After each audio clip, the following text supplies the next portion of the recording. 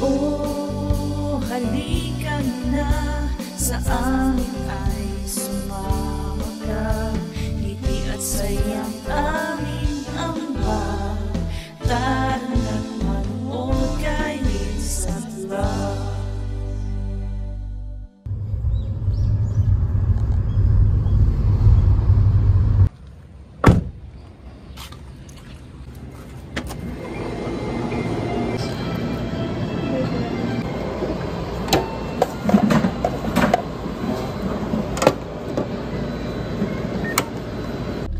Hello Team Lilsat! Hello po mga bro! Today po is Tuesday, 4:30 AM po dito sa Japan.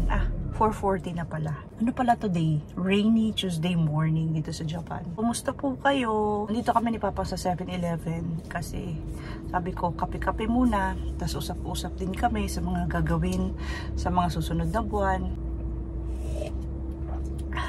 Pasensya na po pala ha, hindi ako kaagad nakapag-upload. Sinadya ko rin po kasi na wag munang mag-upload kasi gusto ko lahat ng test this coming Thursday sa 6 cycle chemo natin is mag-clear siya. And shout out pala sa isang viewer na nag-comment.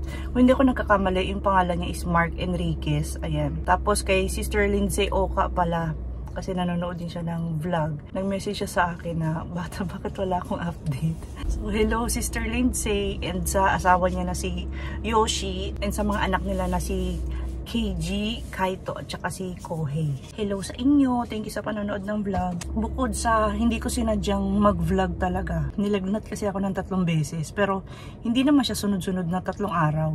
Iba't ibang araw ako nilagnat. So hindi na rin kami pumunta ng ospital ni Papang kasi nga yung instruction sa amin, binigyan nga ako ng gamot para sa lagnat, diba? Tapos ang instruction sa amin is, kapag nilagnat ako, inom lang ako ng gamot sa lagnat. Tapos kapag bumaba naman yung lagnat, huwag na pumunta sa ospital. And medyo hindi pa tayo nakaka-recover sa ubo. Inuubo din ako. And hindi ko alam baka ito rin yung nagtitrigger sa lagnat ko. Pero isa rin to siguro sa mga side effects kasi ng chemotherapy.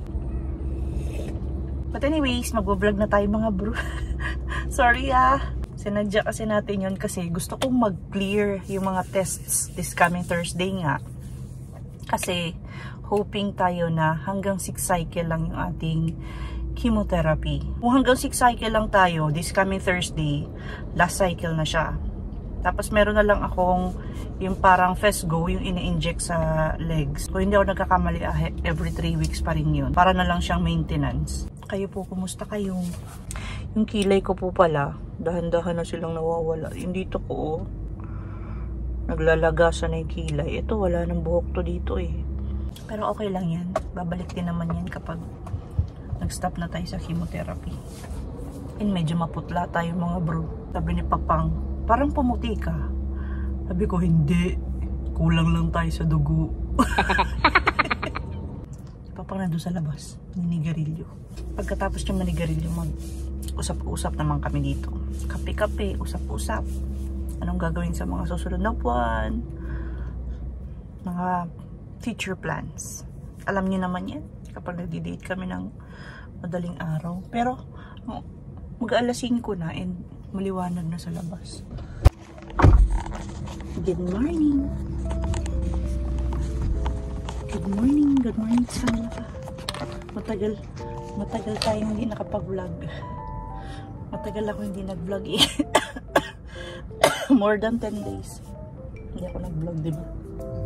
Start na po dito yung konting usap-usap namin ni Papang about sa mga plans namin sa mga susunod na buwan, lalo na yung plano naming pasyal di summer vacation. After naman naming makapag-usap, nag-joyride po kami papunta ng fish market. Tara mga bro, sama namin kayo today.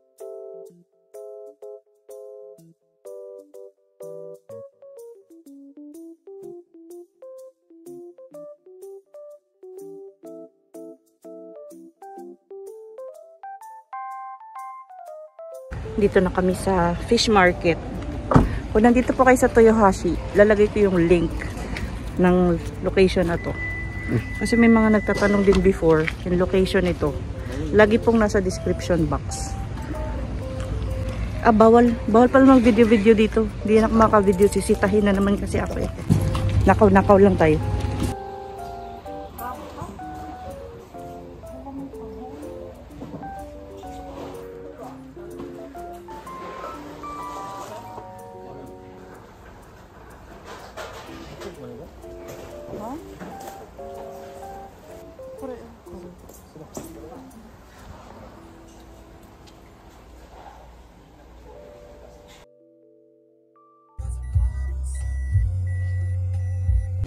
Dito kami sa bahay ng kuya ni Papang kasi bigyan namin siya ng fish na binili namin doon sa fish market. Tulog pa ata si kuya. After namin mabigay yung mga isda sa kuya ni Papang, umuwi na rin kami. Hindi na kami nagtagal doon kasi nga papasok pa si Kuya Jake sa school. But anyways, gustong gusto ko talaga yung simpleng date namin ni Papang. Kasi bukod sa napaka-importante ng communication sa buhay mag-asawa, nakakapag-bonding din talaga kaming dalawa. Yung para kaming magkaibigan lang. E napadaan na naman nga kami dito sa mga pangarap kong sasakyan. One day, someday, makakabili rin kami yan. Law of attraction nga, sabi ni Kong TV. Claim na natin yan, power. We are back home. Sa labas po si Papang. Pero nakabili kami ng napakalaking watermelon. 1,000 yen lang to. Tapos, saging. Eh, yung mga isda nandoon sa sasakyan. Di pa inano ni Papang. Magluto muna ako ng mabilisang breakfast kasi 7:15 AM na. And 7:45. Alis na si Kuya Jake sa school. Longganit pa with egg. Ito na yung mga isda na nabili natin sa fish market. Pangalang naman yan. Tapos yung laman. Magprito ka pa ng isda, Pang. Thank you pala kay Kuya Dennis kasi binigyan niya rin kami ng saging na saba. Nabili niya daw to sa Don Quijote na malapit sa kanya. Gawin ko yung turon, Pang. Hindi kaya prito, barbecue. Ay, shit.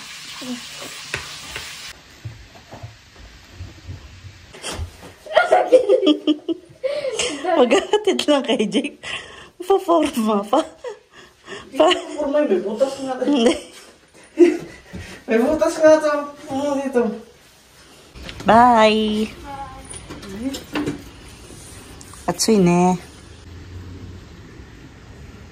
Bye! Bye-bye, Jackie. Mag-vaccine na ate today, ne? Rabies vaccine, ne? No? No? No? Mag-rabies vaccine. Bye-bye na kayo ni Papa. Alis na kayo. Bye-bye. Last month naman, natapos na lahat ng mga boosters ni Ate Jackie para sa mga iba't ibang klaseng sakit. Isang beses lang din yun sa isang taon. Doon na namin sa poste pinapaihi si Ate Jackie kasi napansin namin pag umiihi siya dito sa Bermuda, nag-iiwan siya ng ganyan, oh. Ng ganyan. Yung pinag-ihian niya, parang nag-iiwan siya ng, nagda-dry yung Bermuda. Ito yung nilalagay sa collar. Every year nagpapalit ito. Last year color red. This year naman color blue. Bukod sa kulay, nagpapalit-palit din yan ng shapes. Yung silver naman na yan sa likod, registration niya ni Ate Jackie sa City Hall. Importante yan kasi kung sakaling mawala si Ate Jackie at makita siya, pwede namin siyang i-claim. Tapos ito yung total payment ni Papang para sa anti-rabies vaccine ni Ate Jackie. Tapos yung pet insurance pala ni Ate Jackie, monthly yung bayad noon. Tapos kinukuha siya mismo sa bangko ko. Medyo mura lang naman yung pet insurance. Pero malaking bagay yun. Kasi anytime in the future, kung sakaling magkasakit si Ate Jackie, kailangan niya ng surgery or kahit anong kailangan gawin sa kanya para gumaling siya sa kung anong sakit na meron siya, hindi kami magdadalawang isip na ipunta siya ng veterinaryo. Hindi ate. Tingin ko be. Yan. Okay na. Si Ohio. Si Ohio. Ohio. Hi. Si Ohio.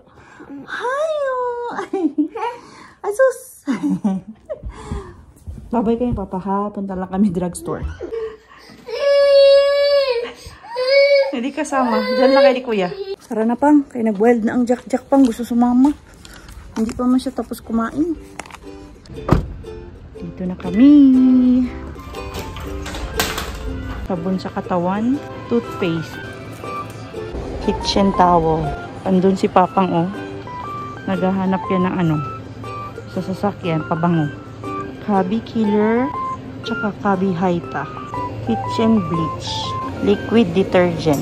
Car freshener. Yung nilalagay sa toilet. Parang ang laki talaga na dyan mo. Ano yun pa? Orange juice. Wet wipes si Jack-Jack pang isa. Yan na.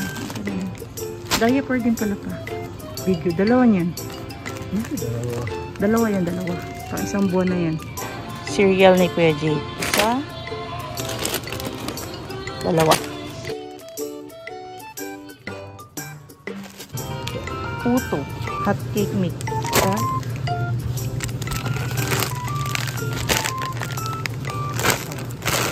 Sukal, dalawa. Apple daw sale na. Mura itlog dito pero isang tray lang pwede. Apa ang dyan? Sobra na puno. Juice, jok-jok. 1, 2. Oo.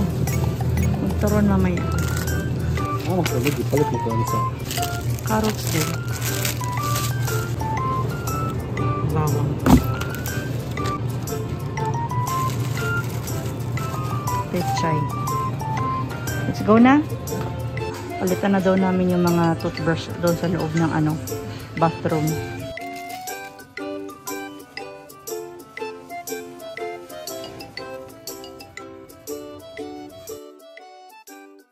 May pang merienda lang tayo mamaya. Watermelon.